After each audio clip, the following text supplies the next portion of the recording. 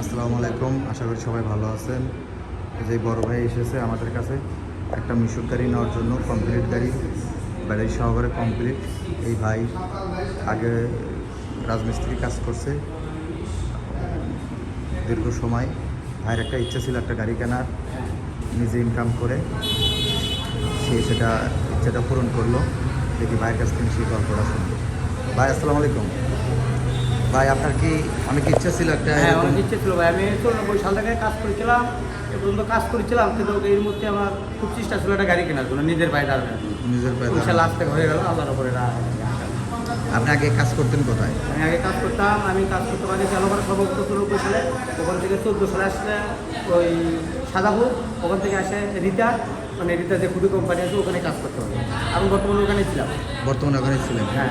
আপনি যে আমাদের এই রিতেন্ডের যে কাজ এতদিন করছেন, কাজ করা অবস্থাতেই আমাদের এখানে যারা আরও লোকজন ছিল, ভাই ব্রাদার যারা ছিলাম, আমরাও ছিলাম, হ্যাঁ। কারোর সাথে তো কোনোদিন দুমত হয়নি না ইনশাআল্লাহ। না না, কেমন আমাদের এই প্রতিষ্ঠানটা ভালো কেমন? ভালো ভালো, খুবই ভালো। খুবই ভালো। আমাদের মহাজনটা কেমন? হ্যাঁ, মহাজন খুবই ভালো। আমাদের মহাজনটা অনেক খুবই ভালো। আসলেই এই যে ভাই একটা গাড়ি নিল, কমপ্লিট গাড়ি। আমাদের এখানে দীর্ঘ সময় আর একটা প্রতিষ্ঠানে কাজ করছে। কাজ করার পর অনেক ইচ্ছা ছিল একটা মিশুক গাড়ি নেবে, কাজ করে টাকা ইনকাম করে জমায় এটা অনেক টাকা, 1,77,000 টাকা, অল্প অল্প টাকা জড়ো করেই গাড়িটা কেনা লাগছে মনে করেন। খুব কষ্ট আর কি। খুব কষ্ট আর কি। দেখি গাড়িতে উঠে বসেন। গাড়িটা কেমন লাগছে? আপনি যে গাড়িটা নিলেন, হ্যাঁ, গাড়িটা তো আপনার পছন্দ হয়েছে? হ্যাঁ, পছন্দ, ভালো। আপনি যে কালার চাইছিলেন হ্যাঁ, সেই কালারই আসবে। আপনি ফিটিং করে বসে তিন নিয়েছেন? হ্যাঁ, আমি নিজেই কাজকর্ম কি ঠিকঠাক মতো করছে? হ্যাঁ, ঠিকভাবে করছি। ঠিকভাবে করছে? হ্যাঁ, ঠিকভাবে। অসুবিধা তো নেই? না, ঠিক আছে। কোনো অসুবিধা নেই মনে করেন। পছন্দ হয়েছে তো ইনশাল্লাহ? এই যে ভাই একটা গাড়ি নিছে, কমপ্লিট গাড়ি, মিশুক গাড়ি। এটাকে V12 মডেল বলে গাড়ি। এই যে ডিজিটাল চার্জার এসেছে এই গাড়িতে। সিটগুলো অনেক সুন্দর। এই যে পিছনে আমরা লিখে দিচ্ছি রিতা এন্টারপ্রাইজ। এই যে সিটগুলো, এটা হচ্ছে চার্জার। ভাই চার্জার তো বুঝে নিছেন? হ্যাঁ, তাহলে বুঝি। চার্জার বুঝে নিছেন তাই না?